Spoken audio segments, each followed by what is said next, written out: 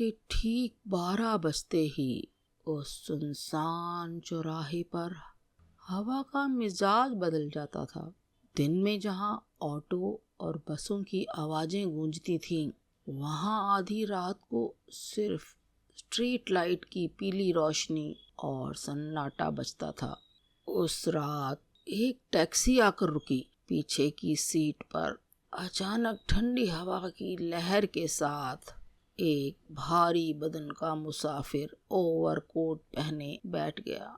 उसकी आवाज जैसे गले से नहीं, कहीं दूर से आ रही हो। कब्रिस्तान चलोगे? ड्राइवर के हाथ स्टीयरिंग पर जम गए। टैक्सी आगे बढ़ने लगी। रास्ते में पेड़ों की परछाइयां सड़क पर दौड़ने लगीं और हर मोड़ पर ऐसा लगता मानो कोई फुसफुसा रहा हो। जैसे ही कब्रिस्तान का फाटक दिखा, ड्राइवर की सांसें टूटने लगीं। सवारी ने उतरते हुए बस इतना कहा, कल फिर यहीं मिलेंगे, ठीक 12 बजे।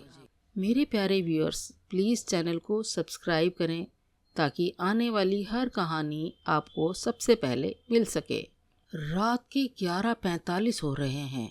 दीपक एक टैक्सी ड्राइवर जिसने काफ़ी शराब पी रखी थी, खाली टैक्सी लेकर वहाँ से निकल रहा था। रात काफ़ी ठंडी थी। पेड़ों की डालियाँ आपस में सरसरा रही थी, जैसे कुछ कह रही हों। अचानक उसकी नज़र एक लंबे चौड़े आदमी पर पड़ी।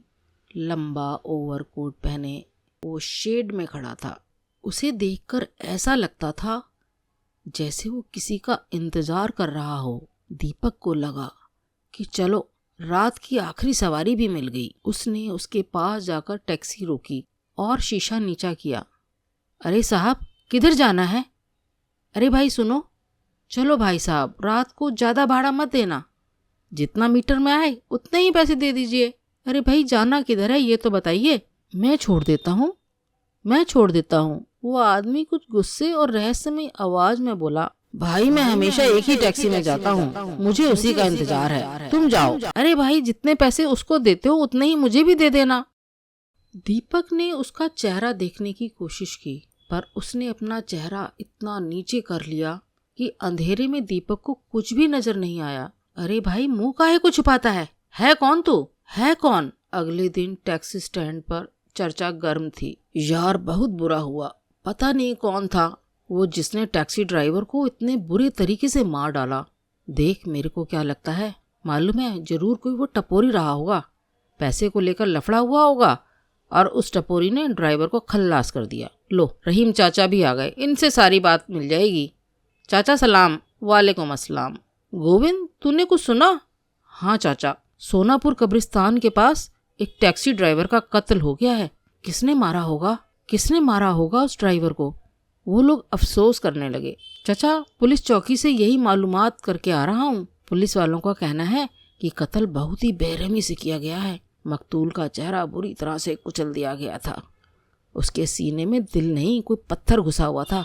इस बात पे याद आया। चचा बोले, गोविंद, तुम तो हमेशा ही रात को टैक्सी निकालते हो, कभी तुम्हारे साथ भी ऐसा ना हो? थोड़ा खबरदार ही रहना। चाचा, मैं कहाँ रात भर टैक्सी निकालता हूँ, गोविंद बोला।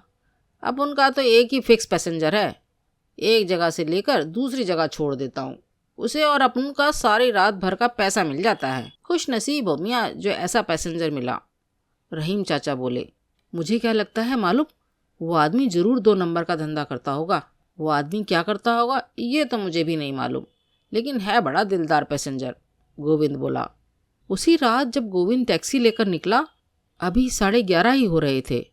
पूरे 12 बजे तक उसे अपने फिक्स पैसेंजर को उठाना था, ना 1 मिनट पहले और ना 1 मिनट बाद, और सोनापुर कब्रिस्तान छोड़ना था। टैक्सी में बैठने के बाद पीछे बैठे पैसेंजर को नहीं देखना था, यहाँ तक कि मिरर पर भी रुमाल डाल देना था ताकि पीछे बैठे आदमी को वो देख ना सके। गोविंद आज चुप ना रह सका और पूछ ही बैठा कि आप तो सोनापुर कब्रिस्तान के आसपास ही कहीं रहते हैं ना? शायद आपको पता हो कि रात को जो ड्राइवर मारा गया उसे किसने मारा होगा? पैसेंजर बोला, हाँ जानता हूँ, उसे सवाल करने की कुछ ज्यादा ही आदत थी। तो क्या आप उसे जानते थे? सवाल मत करो, ज्यादा सवाल मुझे पसंद नहीं। इतनी ही देर में सोनापुर कब्रिस्तान आ चुका था। उस आदमी ने उतरने से पहले अपना हाथ आगे बढ़ाया और पूरे 2000 रुपए दिए। उस आदमी ने उतरने से पहले अपना हाथ आगे बढ़ाया। पूरे 2000 रुपए थे। गोविंद की नजर उसके हाथ की तरफ पड़ी। आपकी अंगूठी बहुत अच्छी है, बहुत कीमती होगी ना? और उसकी नजर अकस्मात ही उस आदमी के चेहरे के ऊपर चली गई। गोविंद की जान हलक में आ गई। यह तो कोई पिशाच या जिन था और गोविंद के साथ वो घटित हो गया जो रहीम चाचा ने कहा था। गोविंद का दिल उसके हलक से बाहर आ चुका था। ये सब देखने वाला वहां कोई नहीं था। अगली सुबह जब गोविंद की लाश पुलिस को मिली तो हड़कंप मच गया। पुलिस पूरी कोशिश कर रही थी, पर ऐसा लगता था कि कातिल बड़ा ही चालाक था। कोई भी निशानदेही नहीं हो पाई। रहीम चाचा अपनी बेटी की शादी को लेकर बहुत ही परेशान चल रहे थे। वो सोचते, काश मुझे भी गोविंद के पैसेंजर जैसी कोई सवारी मिल जाती तो मैं भी रोज का 2000 कमाने लगता, और वो भी सिर्फ एक सवारी से। और जो दिन में काम करता सो अलग। वो हिसाब लगाने लगे। रवीना बेटी का निकाह बहुत ही धूमधाम से कर पाता और बेटे रेहान को भी एक टैक्सी दिलवा देता। कितना सहारा हो जाता मुझे। और इस सोच के साथ ही एक विचार उनके दिमाग में तेजी से कौंधा। क्यों ना गोविंद ने जो जगह बताई थी मैं वहां जाकर देखूं। हो सकता है कि वो पैसेंजर मुझे ही मिल जाए, क्योंकि गोविंद तो अब रहा नहीं। और वो अपने दिन की सवारियों को जल्दी जल्दी निपटाने लगे। उनके दिमाग में एक उत्साह भरा हुआ था जो उन्होंने किसी को भी नहीं बताया। शाम के बाद से ही वो 12 बजने का इंतजार करने लगे और 11:30 बजते ही वो उस जगह के लिए निकल पड़े। रात सच में भयावनी थी। ठंडी हवा के झोंके उनके शरीर को सिहरा रहे थे। और फिर उन्हें वो आदमी खड़ा दिखा जैसा कि गोविंद ने बताया था। वो बिल्कुल वैसा ही था। लंबा चौड़ा ओवरकोट पहने, सर झुकाए, वो जैसे किसी का इंतजार कर रहा था। रहीम ने उसके करीब टैक्सी रोक दी और बोले, बैठ जाइए, आपको सोनापुर कब्रिस्तान तक छोड़ना है ना? बैठ जाइए। मुझे आपको सोनापुर कब्रिस्तान तक छोड़ना है, बैठ जाइए। मुझे आपकी सब शर्तें मंजूर हैं। आपसे किसी किस्म का कोई सवाल नहीं करना है। मुड़कर या आईने के जरिए आपकी शक्ल को भी नहीं देखना है। गोविंद ने मुझे सब बता दिया था। मुझे आपसे कोई मतलब नहीं है। मुझे उन रुपयों से मतलब है जो आप गोविंद को दिया करते थे। और टैक्सी चल पड़ी। सोनापुर कब्रिस्तान पहुंच के टैक्सी रुकी और एक हाथ काले दस्ताने में छिपा आगे आया। उसने रहमान को 2000 रुपये दिए। रहमान के मुंह से अकस्मात निकला, आपकी अंगूठी बहुत अच्छी है, बहुत कीमती होगी ना? लेकिन मुझे 2000 देने का शुक्रिया। अब यह रोज का काम हो गया। रहीम ठीक 12 बजे अपनी टैक्सी उस पैसेंजर के लिए खड़ी कर देता और वो मुसाफिर उतरकर उसे 2000 रुपये देता और फिर सोनपुर कब्रिस्तान में दाखिल हो जाता। रहीम को इससे ज्यादा कुछ भी जानने की जरूरत नहीं थी। उसकी तो उसके खुदा ने सुन ली थी। बेटी की निकाह की तैयारी भी शुरू हो चुकी थी। रेहान के लिए नई टैक्सी भी आ जाएगी और शादी का बंदोबस्त भी हो जाएगा। हाँ, लेकिन अब्बू 2000 देने वाला ये मुसाफिर है कौन? एक दिन रेहान ने पूछा। कौन है वो तो मैं भी नहीं जानता। मैंने उसकी सूरत आज तक नहीं देखी और उसकी शर्त भी यही है कि कोई पीछे मुड़कर उसकी शक्ल ना देखे। और फिर मुझे उसकी शक्ल देखकर करना भी क्या है? मुझे तो सिर्फ रुपया चाहिए, बस रुपया। अब्बू मुझे बहुत घबराहट सी हो रही है। पता नहीं कौन है वे आदमी, क्या करता है और उसे कब्रिस्तान में जाने की क्या जरूरत है? कहीं ऐसा तो नहीं कि वह कोई गलत काम करता हो? और एक बात कहूँ, रहमान ने उसे चुप रहने का इशारा किया। उसे रुपयों के आगे कुछ दिखाई नहीं दे रहा था।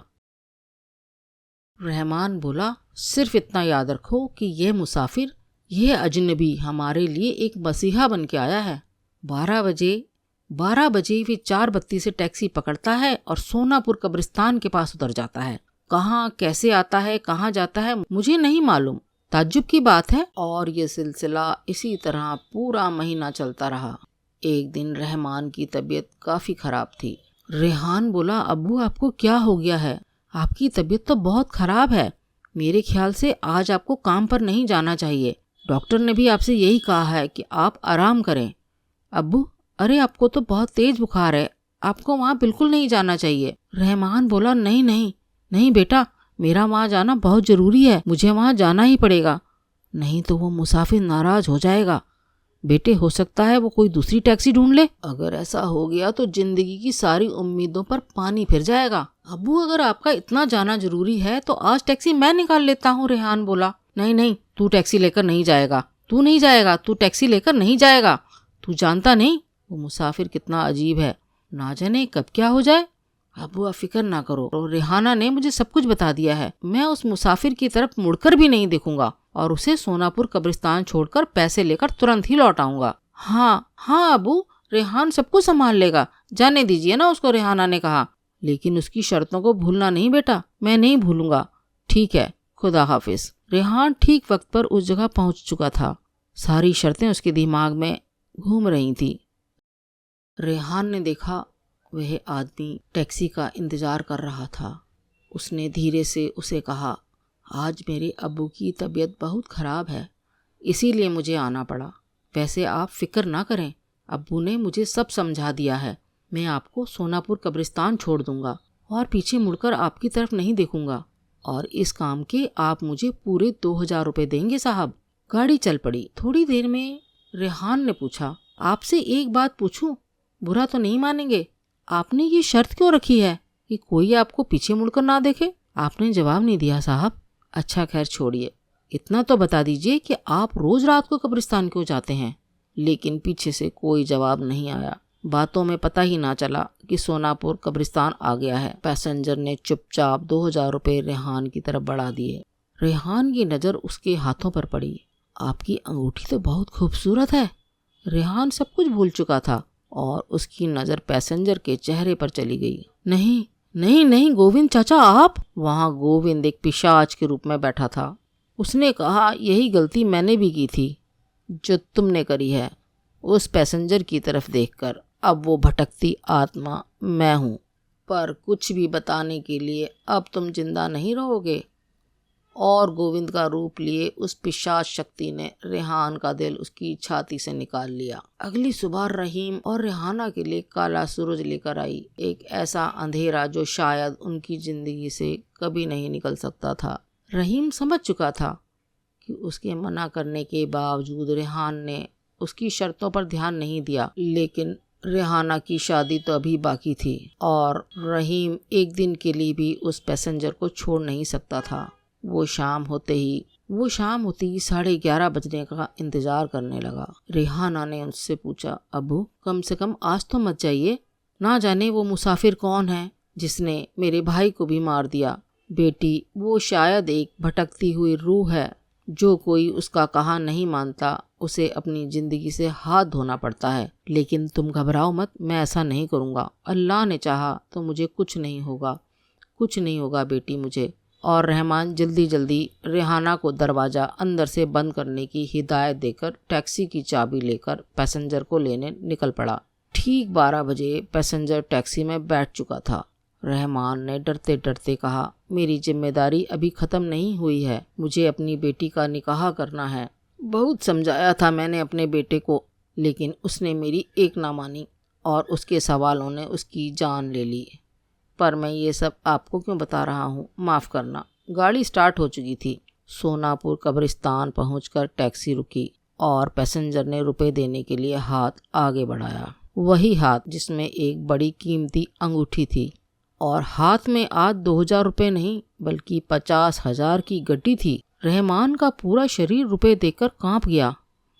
शायद वो अपने आप में नहीं था, उसकी आंखों से आंसू बहने लगे और शायद बेध्यानी में वह भी मुड़ जाता उस आदमी या उस रूह को देखने के लिए जिसने उसकी समस्या का समाधान एक बार में ही कर दिया था। वो मुड़ता उससे पहले ही उसे रेहान की आवाज़ सुनाई दी, अब्बू पीछे मुड़कर मत देखना वरना आप बहुत पछताओगे। यह लीजिए, आप ये पैसे रख लीजिए, इन पैसों से आपकी सारी तकलीफ़ें दूर हो जाएंगी, रख लीजिए आप।